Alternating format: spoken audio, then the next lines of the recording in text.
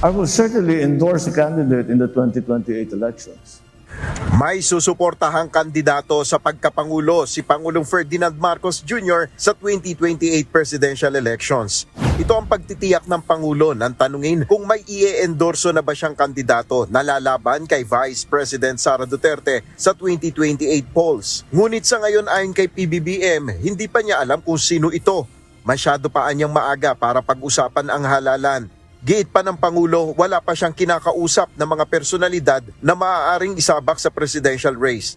Put it this way, I haven't sat down with anyone and said, do you want to run for president or not? No, we've not come anywhere near that. So the time will come. The time will come.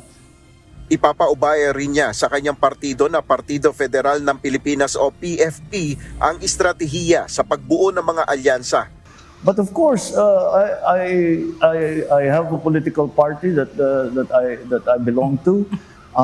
Though that political party, the PFP, is going to make its alliances with other parties, and how that ends up in terms of the actual joint candidate with other parties, or if not, our own candidate.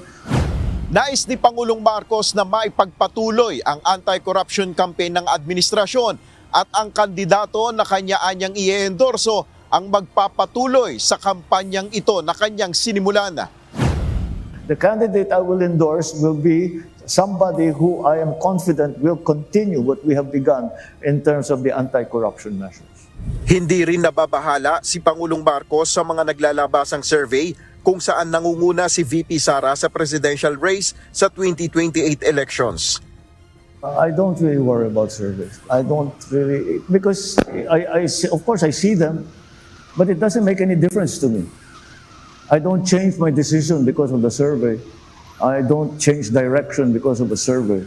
I take a decision because that's what I feel is the proper decision to make.